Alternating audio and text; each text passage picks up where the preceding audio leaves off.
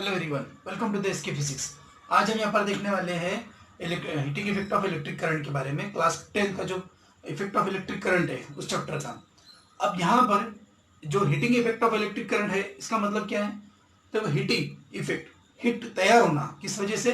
Electricity के flow होने की वजह से। हमको मालूम है कि when a resistor is connected in circuit then definitely heat is produced in that resistor due to the flow of current. अब जब करंट का फ्लो होगा उस वजह से वहां पर क्या होगी? एक हीट तैयार होगी। अब ये जो हीट है ये हीट किस वजह से तैयार हुई? हमने कोई आग वगैरह तो लगाई नहीं थी वहां पर। तो हीट जो फ्लो हो गई है, हीट जो तैयार हो गई है वो करंट की फ्लो की वजह से हो गई है। ठीक है। अब यहाँ पर हमको डेली एग्जांपल्स देखने के लिए मिलते हैं, जैसे कि हीटर हो गया, वाटर हीटर, और इलेक्ट्रिकल कुकर हो गया, और इसके अलावा जो आयरन होती है जो प्रेस करते हैं हम कपड़ों की। तो ये जो सारी चीजें हैं ये सब कुछ एक एग्जाम्पल है कहेगा heating effect of electric current का। मतलब करंट की फ्लो की वजह से यहाँ पर क्या तैयार हो रही है? हीट तैयार हो रही है। उस हीट को हम क्या कर रहे हैं? यूज कर रहे हैं। अब जनरली होता क्या है, जो वाटर जो हीटर है ना, वाटर हीटर हो गया या फिर कुकर हो गया या फिर हमारा जो बल्ब हो गया, इसके अंदर में वायरिंग होती है। ये गर्म क्यों होते हैं? इसके अंदर में होता है एक रेजिस्टर जो अलाई ऑफ नाइक्रोम से बना हुआ होता है, और जो बल्ब है ना वो बल्ब टंगस्टन के वायर से बना होता है। जो टंगस्टन है ना तो उसके वायर से बना होता है। अब ये जो टेम्परेचर है ना, मतलब इनका मेल्टिंग पॉइंट बहुत ज्यादा हाई है। मेल्टिंग पॉइंट मतलब जिस पॉइंट पर, जिस टेम्परेचर पे ये मेल्ट हो जाते हैं तो उनका मेल्टिंग पॉइंट बहुत ज्यादा हाई होता है। अब ये मेल्टिंग पॉइंट हाई होने की वजह से ये मेल्ट नहीं हो सकते। इसका मतलब ये गर्म ज्यादा हो सकते हैं। गर्म कितना होते हैं ये? इनका टेम्परेचर नियर अबाउट होता है 3400 डिग्री सेल्सियस, इतना 3400 डिग्री सेल्सियस इतना इनका टेम्परेचर होता है। यहाँ तक इनका टेम्परेचर जाता है। और इसके अलावा ये गर्म होते हैं और फिर ये क्या करते हैं? हीट को रेडिएट भी करते हैं और लाइट को भी रेडिएट करते हैं, और हमको क्या मिलती है? रोशनी मिलती है। ठीक है। अब यहाँ पर देखने के लिए मिलता है सेकेंड चीज, हमको मालूम है कि जो घर के अंदर में जो शॉर्ट सर्किट होते हैं, बहुत बार सुनेंगे हमने कि इस मकान के अंदर में शॉर्ट सर्किट हो गया, इस दुकान में शॉर्ट सर्किट हो गया, आग लग गई है, बहुत कुछ हो गया।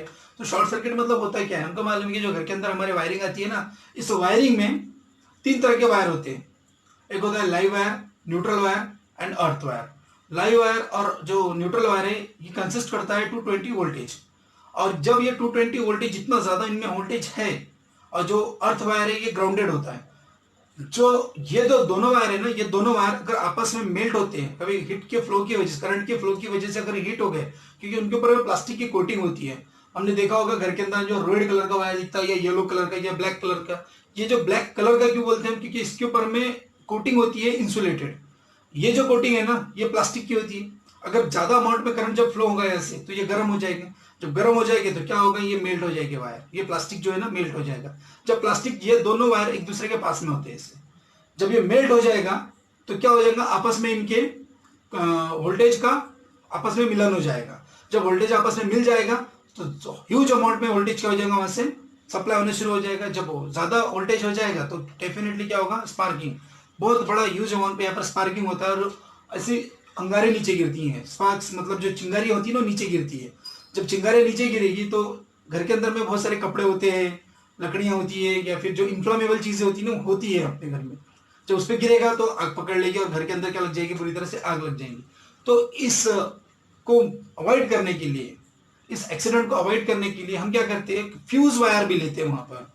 फ्यूज वायर क्या करेगा? जब यहाँ पर दोनों जब मिल गए तो वैसे ही फ्यूज वायर फटाक से सर्किट डाउन कर देगा, मतलब ब्रेक कर देगा। जैसे सर्किट को ब्रेक कर देगा तो वहां पर अपने घर की बत्ती जो है ना गुल हो जाएगी, मतलब लाइन चली जाएगी। वैसे ही होता है ना जो हमारे जो ट्रांसफार्मर होता है, हमने समर सीजन में देखा है बहुत बार। समर सीजन में क्या होता है कि इलेक्ट्रिकल चीजें हम बहुत सारी इस्तेमाल करते हैं समर में। मोस्टली जब धूपकाला होता है ना उसमें हम एसी भी इस्तेमाल करते हैं, कूलर भी, हीटर भी, फैन भी, वगैरह वगैरह बहुत सारी चीजें इस्तेमाल करते हैं। तो इस वजह से इलेक्ट्रिकल लोड जो है ना ट्रांसफार्मर पर, क्योंकि जो मेन जो पावर स्टेशन है वहां से जो डीसी करंट आता है, डीसी जो आता है, तो डीसी आने के बाद में ट्रांसफार्मर में जाता है, ट्रांसफार्मर से एसी कन्वर्ट होकर के अपने घर के अंदर में मतलब यूज होने के लिए आती है। जब ये करंट अपने घर तक पहुंचेगा तो जितना करंट वहां पर तैयार हो रहा है उतना करंट हम इस्तेमाल कर सकते हैं। लेकिन जितना करंट वहां पर तैयार हो रहा है उससे ज्यादा अगर हमको नीड रहे, हम ज्यादा इस्तेमाल करने की कोशिश करेंगे तो उनके अंदर में भी फ्यूज वायर होते हैं, वो क्या हो जाते हैं? बर्न हो जाती है। तो हम बोलते हैं ट्रांसफार्मर जल गया। ठीक है, तो ट्रांसफार्मर क्या हो जाता है, चल जाता है, फ्यूज वायर वहां का उड़ जाता है और ब्रेक डाउन कहलाता है, उसको हम क्या कहते हैं, ब्रेक डाउन। यहाँ पर एक कंसेप्ट आता है एनर्जी का। तो देखो यहाँ पर इलेक्ट्रिकल एनर्जी जो है ना वो एक चीज होती है, क्या होती है, इलेक्ट्रिकल एनर्जी। लास्ट लेक्चर में हमने मैंने जो इसके पहले का जो लेक्चर था ना उसमें बताया था इस बारे में, इलेक्ट्रिकल एनर्जी। इलेक्ट्रिकल एनर्जी का जो यूनिट होता है ना वो हमने यूनिट देखा था, वो क्या देखा था हमने, वैट। क्या देखा था हमने, वैट। अब इलेक्ट्रिकल का यूनिट जो है, एनर्जी का यूनिट जो है वो वैट है। अब हम जो घर के अंदर इस्तेमाल करते हैं वो वैट में तो हम काउंट नहीं करेंगे एनर्जी, क्योंकि एनर्जी बहुत ज्यादा इस्तेमाल करते हैं। जब इतनी ज्यादा एनर्जी इस्तेमाल करेंगे तो वो वैट में तो नहीं रहेगी, वो रहेगी किलोवाट में काउंट करते हैं उसको। क्या में काउंट करते हैं इसको, किलोवाट में। मीन्स बोलेंगे हम 1 वैट। ये छोटे छोटे जहां पर एनर्जी लगती है उसके लिए 1 वैट, लेकिन जहां पर ज्यादा एनर्जी लग रही है, कूलर चल रहा है, एसी चल रहा है, तो क्या बोलेंगे वहां पर वैट में चल रहा है कि एनर्जी, नहीं, हम बोलेंगे इसको किलो वैट में चल रहा है। किलो का मतलब क्या होता है, के आ गया मतलब 1000 आ गया, क्या आ गया मतलब क्या आ गया, 1000 आ गया। तो 1000 वैट, 1000 वैट, इसका मतलब क्या हो गया, 1000 वैट का मतलब क्या हो गया, 1 किलो वैट। ओके। अब जब कभी इलेक्ट्रिकल एनर्जी 1 किलो वैट 1 घंटे तक चलेगी, 1 किलो वैट 1 घंटे में चलेगी, ठीक है, मतलब 1 किलो वैट इंटू 1 आवर चलेगी, तो हम क्या कहेंगे उसे, हम उसे कहेंगे कि ये हो गया है 1 kWh। देखो ये चीज तुमको कहां पर देखने के लिए मिलती है, 1 kWh। 1 kWh तुमको देखने के लिए मिलती है जो तुम्हारे घर के अंदर इलेक्ट्रिकल मीटर होता है ना, जो मीटर होता है घर के अंदर में या घर के बाहर लगा रहता है, उस मीटर पे पास जाने का हम तो यूनिट देखते हैं, यूनिट, वो यूनिट कौन सा देखते हैं हम, ये kWh वाला यूनिट देखते हैं, क्योंकि कितने एनर्जी कितने टाइम में चली है वो यहां से काउंट करता है। और 1 kWh मतलब होता है 1 यूनिट। 1 kWh मतलब क्या होता है, 1 यूनिट, मतलब 1 किलोवाट 1 आवर में अगर चलता है तो हम बोलते हैं 1 यूनिट हमने इस्तेमाल कर लिया। अब 1 यूनिट का रेट जो इलेक्ट्रिकल डिपार्टमेंट है वो 3 रुपये या 7 रुपये कुछ उन्होंने कनेक्ट करते हैं, अलग अलग प्लेसेस के हिसाब से अलग अलग है यूनिट। तो यहाँ पर देखो यूनिट के रेट, अब यहाँ पर 1 kWh ये जो है ना ये क्या बन रहा है, के मतलब बनता है 1000, मीन्स 1000 इंटू एच मतलब क्या होगा, एच मतलब आवर्स। तो आवर्स जो है ना उसको सेकंड में कन्वर्ट करेंगे, सेकंड में कन्वर्ट करेंगे तो 1 घंटा मतलब कितने सेकंड, 1 घंटा मतलब 3600 सेकंड, ठीक है।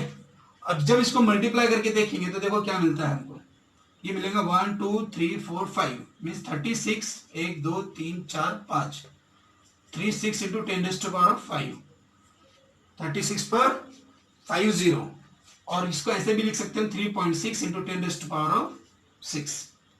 इतना इतना हमको क्या इस्तेमाल हो रहा है, देखो यहाँ पर एनर्जी मतलब वेट, और यहाँ पर क्या आ रहा है, टाइम भी आ रहा है, मतलब एनर्जी इंटू टाइम, ये मिलाकर क्या बनता था, सोचो, energy into time, energy is equal to क्या बनता था, power upon time. Energy equal to क्या बन रहा था इसके पहले लेक्चर में, एनर्जी इज इक्वल टू क्या बन रहा था, एनर्जी इज इक्वल टू बन रहा था पावर अपॉन टाइम। इसका मतलब ये हुआ पावर इक्वल्स टू क्या हुआ, पावर इक्वल्स टू हुआ एनर्जी इंटू टाइम। ओके, तो ये जो बन रही है ना चीज, तो ये जो चीज बन रही है ना एनर्जी इंटू टाइम, मतलब एनर्जी में अगर टाइम हम मिला देंगे, मल्टीप्लाई कर देंगे, एनर्जी में टाइम अगर मल्टीप्लाई करते तो क्या मिल रहा है हमको, ये पावर मिल रहा है हमको, हमने पावर कैलकुलेट किया है, तो इसको हम कहेंगे पावर। 1 kWh मतलब इतना होता है power. Okay, understand, any problem, any difficulty, तो कृपया करके इस वीडियो को शेयर कीजिए, सब्सक्राइब कीजिए और लाइक कीजिए और दूसरों तक पहुंचाइए। ओके, और कोई अगर कंसेप्ट समझ में नहीं आया होगा तो मुझको कमेंट सेक्शन में कमेंट करके बताइए। देखिए यहां पर एक बात है कि जो एमसीबी होता है ना, एमसीबी आपने कभी सुना होगा, आपके जो टेक्स्ट बुक है क्लास 10th का उसके 50 नंबर के, हाँ शायद से 50, यस 50 नंबर पे एमसीबी के डायग्राम्स बताइए, ठीक है। तो एमसीबी मतलब होता है मैनेजर सर्किट डायग्राम, ठीक है।